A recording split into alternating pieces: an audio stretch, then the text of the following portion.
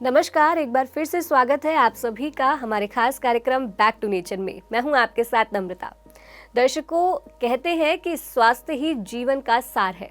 अगर आपका स्वास्थ्य अच्छा नहीं है तो आपका जीवन भी बेकार ही माना जाएगा। इसीलिए हम ये कार्यक्रम आपके लिए लेकर आते हैं कि यदि आप किसी भी रोग से ग्रसित हैं तो हम आपको प्राकृतिक उपचार के माध्यम से लाभ दे सके। इसी श्रृंखला में आज हम चर्चा करने वाले हैं टॉन्सिलाइटिस पर।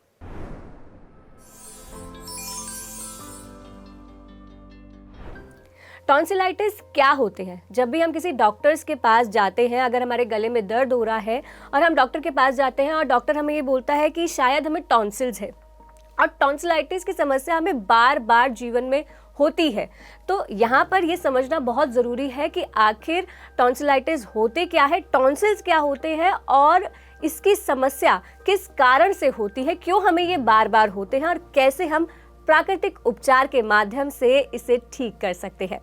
और इस विषय पर तमाम जानकारी देने के लिए हमारे साथ कार्यक्रम में मौजूद है health expert naturopath doctor Dhirendra Sarin ji. तो चलिए सर का स्वागत करते हैं। सर, बहुत बहुत स्वागत है आपका कार्यक्रम में।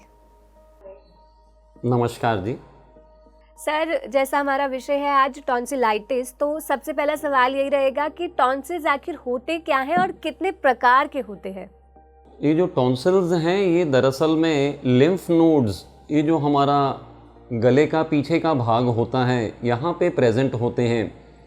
और जानकारी के हिसाब से वैसे तो जो ये हमारे फॉसेस में, ये जो हमारा जॉ लाइन है ना, वो उसके जस्ट बैक साइड में यहाँ जो प्रेजेंट हैं इसे फॉसेस टॉन्सिल्स बोलते हैं।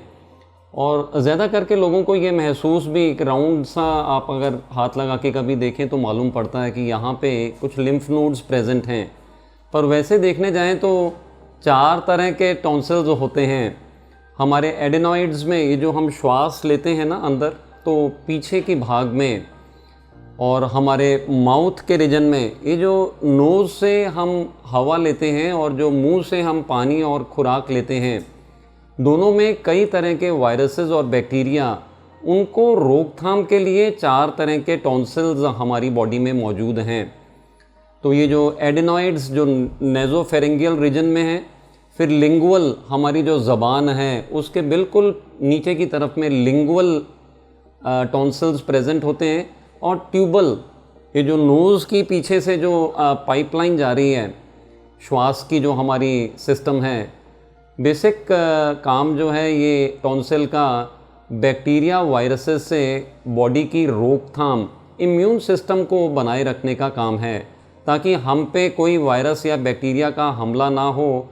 तो जैसे आपने सुना होगा ना, मिसाइल छूटती है तो एंटी मिसाइल का काम यहाँ से होने लगता है, हमारे बचाव के लिए बहुत ज़रूरी रोल प्ले करते हैं जी। तो यानी कि टॉन्सिल्स जो होते हैं वो हमें बचाने के लिए होते हैं। लेकिन सर, फिर टॉन्सिलाइटिस क्या होते हैं और क्या सिम्टम्स होते हैं इसके? क्योंकि जब हमारा खांसी होती है, हमें कोल्ड होता है, तब भी हमारे गले में दर्द रहता ही रहता है, हमारा गला सूख जाता है कभी कभी। तो कैसे हम ये पता करें कि हमें टॉन्सिलाइटिस हुआ है? सिम्टम्स क्या होते हैं इसके?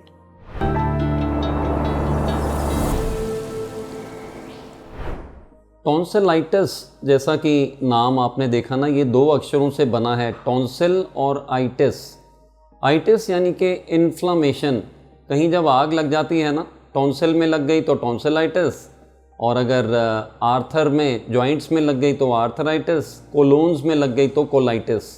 तो ये एक जनरल गाइडलाइंस हैं। कहीं इन्फ्लामेशन अगर पैदा होती है हमारे टॉन्सिल्स में तो फिर उसे टॉन्सिलाइटिस का नाम दे दिया जाता है। ख़ास तौर पे आप देखेंगे जब बहुत ठंड हवा चलती हो या कुछ बहुत ही ज़्यादा ठंडा ले लिया जाए, गर्मियों के मौसम में अक्सर ऐसा होता है, और या तो बहुत ही ठंडी जगह पे जब चला जाए तो वहाँ पे भी ठंड की वजह से बहुत सारे वायरसेस, बैक्टीरिया हमारे बॉडी में पहुँच जाते हैं, और उनका प्रहार जब होने लगता है टॉन्सिल पे, इन्फ्लामेशन पैदा करता है, तो टॉन्सिल्स रेड हो जाते हैं इन्फ्लामेशन की वजह से, सूजन होने लगती हैं। तो जो भी स्वेलो करेंगे, खाएंगे, वो अंदर नहीं उतारने का मन करेगा। दरअसल में टॉन्सिल्स जो कि हमारी इम्यून सिस्टम का गेटवे है, वो हमें इंडिकेट करने लगता है कि कहीं ना कहीं पे रोकथाम की ज़रूरत है, रोकने की ज़रूरत है, प्रहार हुआ है। कोई भी जानवर, कोई भी पशु जब रोग ग्रसित होता है तो कुछ नहीं खाएगा।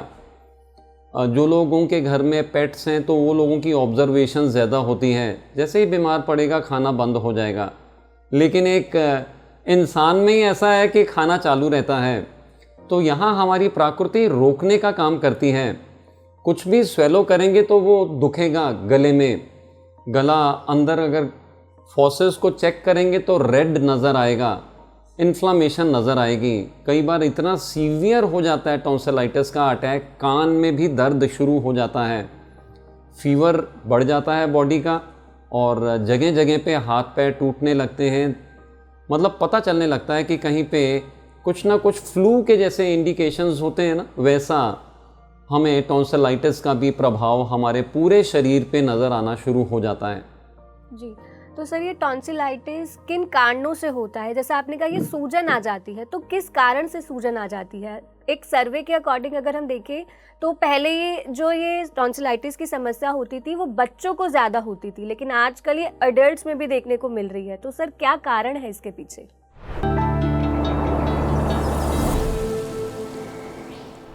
इसका मुख्य तौर पे कारण तो हमारे शरीर में टॉक्सीमिया या एसिडोसिस हैं। तो जो आज देखेंगे समाज में अच्छे दिखने वाले सभ्य मनुष्य, लेकिन हमारे को कॉन्स्टिपेशन की तकलीफ़ ये किसी को नज़र नहीं आता है। More than 50% people are having constipation, जिसकी वजह से अंदर जो पड़ा हुआ सामान है वो सड़ता है, सड़हांत पैदा होती हैं, गैसेस और एसिड्स बनने लगते हैं। और इसकी ही वजह से हमारे सिस्टम में जब ज़्यादा टॉक्सिन्स बढ़ने लगते हैं तो कहीं ना कहीं पे टॉन्सिलाइटिस में बहुत ज़्यादा होने के चांसेस बढ़ जाते हैं। मतलब टॉक्सीमिया न केवल ऊपर जो खुराक में वायरस और बैक्टीरिया या हवा से, जो ठंडी हवा से जो बैक्टीरिया और वायरस अंदर जा रहे थे, खाली वही नहीं है, अंदर से भी टॉक्सिन्स का हमला बढ़ जाता है। तो ये ज़्यादा कंडीशन पैदा करता है। It can also be because of the wrong lifestyle. ज़्यादा हम लोग तला भुना सामान खाते हैं, या तो बहुत ज़्यादा पैकेटेड फूड को इस्तेमाल करते हैं, और या तो फिर एसिडिक खुराक, सुपर एसिड्स का चलन ज़्यादा हो, जैसे ठंडा जो सॉफ्ट ड्रिंक्स वगैरह, they are all very super acidic. तो और या तो चाय कॉफ़ी का बहुत ज़्यादा प्रहार। तो ये सभी चीज़ों से टॉन्सिल्स के इन्फ्लेम होने की कंडीशन, अब वो बच्चों में ही खाली नहीं रहा है, तो टॉक्सीमिया किसी को भी अंदर बॉडी में चरमराने पे टॉन्सिलाइटिस की तकलीफ़ को तैयार करना, मतलब एक सॉइल तैयार हो जाती है गंदगी की वजह से शरीर में। और यहाँ पे क्योंकि सूजन होती है और अंदर डालने पे लगाम लगाने का काम होता है, तो हमारी कुदरत बताने लगती है भैया डालना बंद करो, अंदर से सफाई की ज़रूरत है। हमारे अंदर दरअसल में जो बेस्ट हीलर है, ये हमारा खुद का हीलिंग पावर रखने वाला वाइटल फोर्स है, वाइटल एनर्जी है, और इसे हम हिंदी में जीवनी शक्ति के नाम से भी जानते हैं। दरअसल में जीवनी शक्ति को अगर समय दिया जाए तो वो सबसे अच्छा हीलिंग का काम हमारे अंदर करने लगता है। और जीवनी शक्ति के दो काम हैं। पहला है डाइजेशन का, पाचन की क्रिया। पाचन से निवृत्त होने के बाद में ही सफाई का काम होता है। इसीलिए हमें लाइटर फूड्स की तरफ में जाना ये ज़रूरी बनता है। या तो कुछ समय फास्टिंग कर लिया जाए, या तो खुराक को अल्कलाइन किया जाए, ताकि हम अच्छी तरह से सफाई में अपना योगदान दे सकें। सर, जिन्हें टॉन्सिल्स बार बार होते हैं तो डॉक्टर उन्हें रेकमेंड करते हैं कि ये जो आपकी टॉन्सिलाइटिस की समस्या है ये सर्जरी से ही क्योर हो सकती है, मतलब आपको जो टॉन्सिल्स हैं वो रिमूव करवाने पड़ेंगे सर्जरी से। तो क्या ऐसा हो सकता है कि हम नेचुरोपैथी के माध्यम से बिना सर्जरी के इसे ठीक कर सके?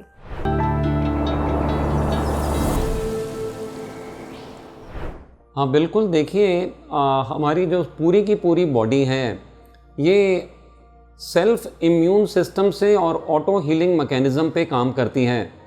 मेरा मतलब एक स्कूटर है, स्कूटर का कोई पुर्जा बिगड़ गया तो उसका पुर्जा मार्केट में मिलता है, आप उसे चेंज करते हैं। लेकिन हमारे शरीर के पुर्जे मार्केट में अवेलेबल नहीं है। It is not that we can get anything from outside. अंदर ही हमारा सिस्टम अपने आप ही ऑटो हीलिंग पे काम करता है और 98% सेल्स हमारे शरीर के विद इन 1 ईयर रिप्लेस हो जाते हैं। तो दैट मीन्स कहीं पे बाहर से सर्जरी की ज़रूरत नहीं है। टॉन्सिल्स को निकाल देना उपाय नहीं है, क्योंकि इसके बाद में भी जो आप इंजेस्ट करते हैं, चाहे वो खुराक हो, पानी हो या हवा हो, उसमें बैक्टीरिया और वायरसेस आना तो बंद नहीं हो जाएगा। टॉन्सिल्स जो कि एक चेक पोस्ट का काम कर रहा था, एक चेक पोस्ट होता है ना, एक नाका बना था कि यहाँ से जो भी गुजरेगा उसे चेक किया जाएगा। अगर इसमें कहीं पे भी कोई वायरस या बैक्टीरिया का हमला होने का चांसेस होगा तो उस पर एंटी मिसाइल, एंटी बैक्टीरियल हमारी बॉडीज़ एंटीबॉडीज़ बना करके उसको रोकने का काम करती हैं। तो इसे रिमूव नहीं करना चाहिए, बल्कि इसे साफ़ करके इसे पुनः विकसित करने की ओर बढ़ना, यही नेचुरोपैथी में सिखाया बताया जाता है। तो सर कैसे इसे पुनः विकसित करेंगे? आपने जैसे बोला कि हमें अपने आहार में बदलाव करना होगा, तो सर क्या डाइट हमें फॉलो करनी होगी टॉन्सिलाइटिस की समस्या को दूर करने के लिए? तो जैसा कि टॉन्सिलाइटिस में पता चल गया कि हमारे को कुछ भी खाने पीने में मुश्किलात रहती हैं, तो ज़्यादा में ज़्यादा जो हमें सूदिंग प्रोवाइड करे, तो एक बड़ा ही ट्रेडिशनल सिस्टम जहाँ पे हनी है ना, अगर सोर थ्रोट होता है तो वो पुराना दादी माँ का नुस्खा है, पे हम हनी ज़्यादा से ज़्यादा लिया जाए। और अगर थोड़ा गर्म पानी के साथ में लें तो थोड़ा नरमाहट भी पैदा करता है, सफाई में भी योगदान देने लगता है। गर्म पानी सफाई अच्छी करता है, ये सब लोग जानते हैं। और सफाई में योगदान देने के लिए थोड़ा लाइम या लेमन, तो नींबू पानी थोड़ा गर्म पानी से अगर बना करके लिया जाए और उसमें हनी मिला के लिया जाए तो ये बहुत ही सूदिंग में काम करेगा।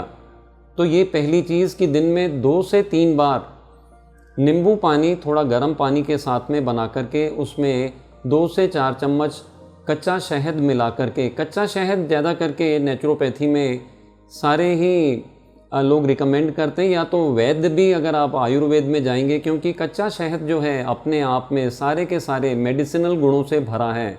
उसमें एंटीऑक्सीडेंट्स हैं, उसमें बायोफ्लेवोनॉइड्स हैं, जो कि आपकी इन्फ्लामेशन को सबसाइड करने में बहुत ज़बरदस्त काम करते हैं।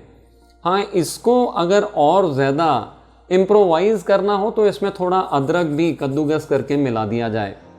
अदरक एंटी इन्फ्लामेटरी गुणों को 4 चांद लगाता है। तो अगर ये पूरी रूपरेखा देखी जाए तो इसे हम अपनी भाषा में संजीवनी पेय का नाम देते हैं। जब मूर्छित हुए थे ना लक्ष्मण रामायण में, तो हनुमान पूरा का पूरा पहाड़ संजीवनी के लिए ले आए थे।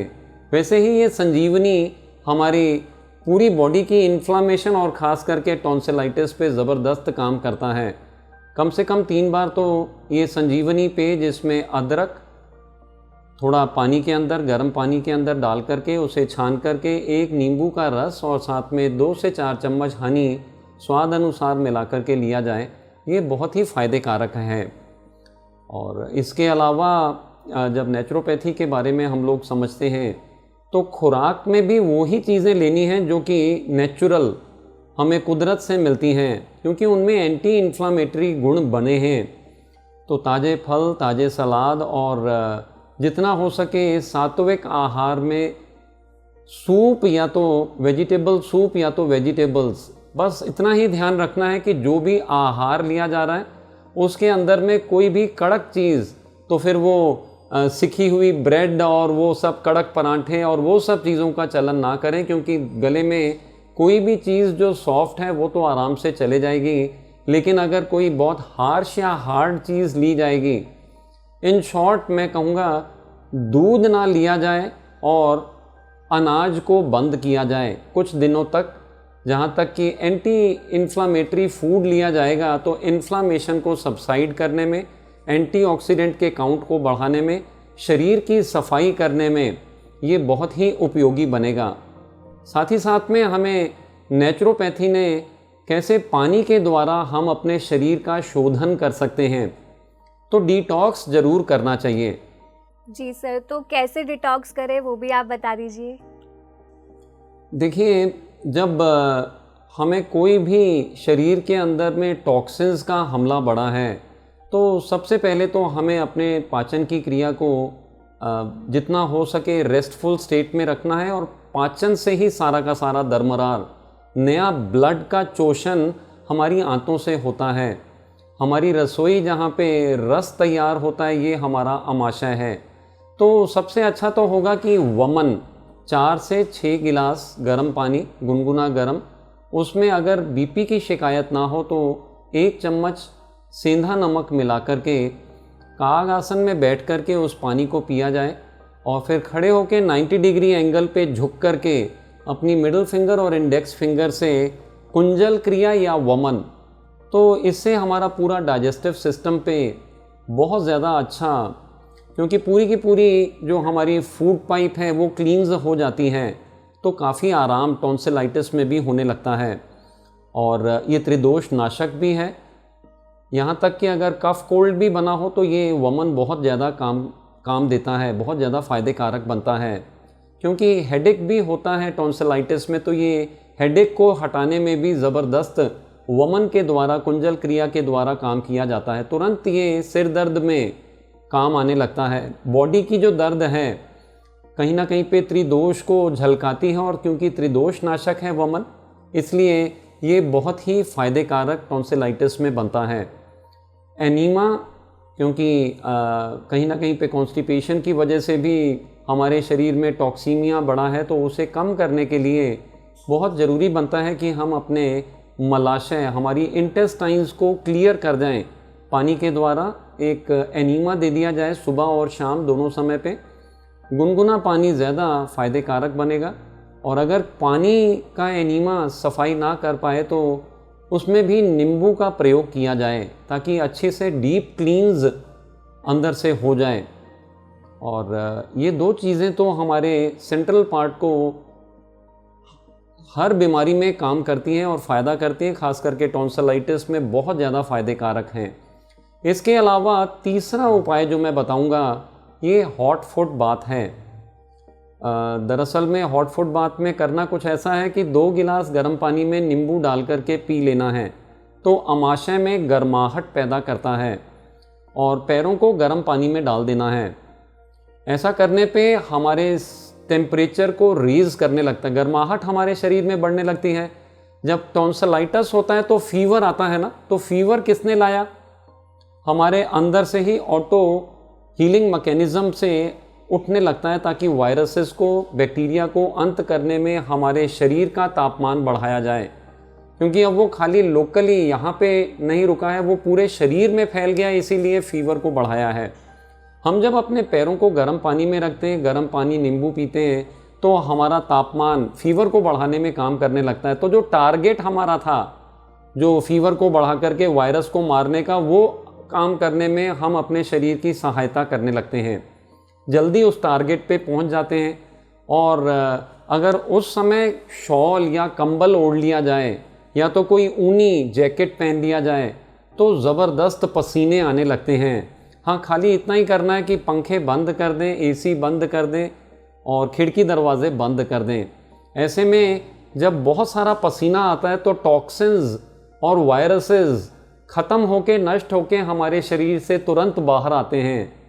आप देखेंगे ज़्यादा में ज़्यादा लोग फीवर को उतारने के लिए या तो डोलो या तो पैरासीटामोल, जो एलोपैथी की तरफ में चलते हैं, उनके बहुत सारे साइड इफ़ेक्ट्स भी हैं, है ना। ये कहीं ना कहीं किडनी पे, हमारी लीवर पे अपना दुष्परिणाम दिखाती हैं दवाइयाँ। लोगों को पता नहीं है कैसे फीवर को उतारना है, तो ये मैंने आपको तरीका बता दिया, जिससे फीवर भी उतर जाएगा और अंदर से टॉक्सिन्स भी बाहर आ जाएंगे और वायरसेस का भी अंत हो जाएगा। गले के ऊपर के भाग का अगर कोई भी तकलीफ़ है, जैसे हेडेक है, तो ये वहाँ पे भी ज़बरदस्त काम करता है। ईयर एक है, वहाँ पे भी काम करता है।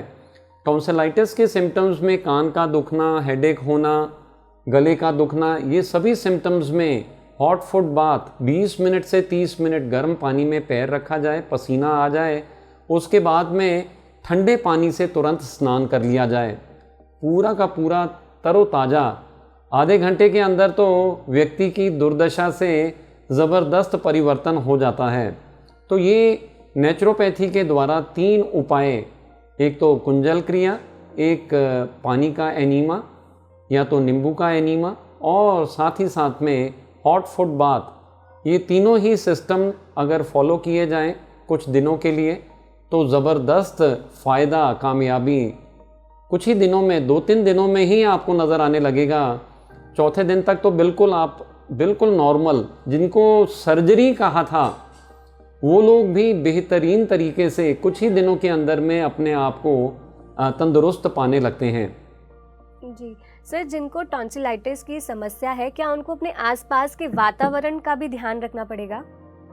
हाँ, अगर आप पॉल्यूटेड जगह पे हैं, हमेशा डॉक्टर कहते हैं ना थोड़ा आबो हवा बदलना, पुराने जो डॉक्टर कहा करते थे ना, आबो हवा को बदलने की ज़रूरत है। तो अच्छा तो होगा अगर सुबह में मॉर्निंग वॉक, सन वॉक कर लिया जाए। सूर्य का प्रकाश जब हमारे शरीर पे पड़ता है डायरेक्ट, तो ये इसकी जो किरणें हैं ये एंटीसेप्टिक, एंटीबायोटिक का काम करती हैं। हमारे शरीर में विटामिन डी, ये एक बहुत ही ज़रूरी इम्यून सिस्टम के लिए विटामिन डी की उत्पत्ति करने में बहुत ज़्यादा सहायक है। और क्योंकि बड़ा डिप्रेस्ड सा स्टेट, कोई भी फीवर हो, कहीं पे कोई भी इन्फ्लामेशन हुई हो, तो मन में एक उदासीनता को परिवर्तित करने में, पॉजिटिव माइंडसेट बनाने में ये जो सुबह का मॉर्निंग वॉक है, तो अगर सुबह के समय पे ऑक्सीजन भी प्रचुर मात्रा से अवेलेबल होती है और नंगे पैर अगर वॉक किया जाए तो हमारी इलेक्ट्रोमैग्नेटिक फील्ड को बढ़ाने में, तो जो हमारा बॉडी का इम्यून सिस्टम है उसको ज़्यादा बढ़िया विकसित करने का काम किया जा सकता है।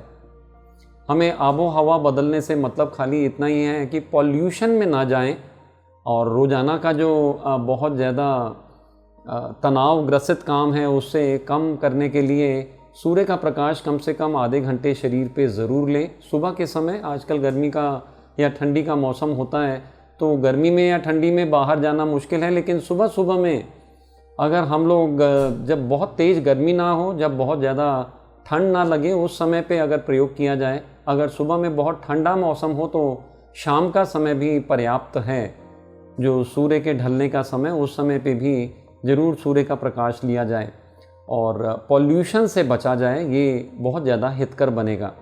सर, प्राणायाम और ध्यान कैसे मदद कर सकता है हमारी टॉन्सिलाइटिस की समस्या से निजात पाने में?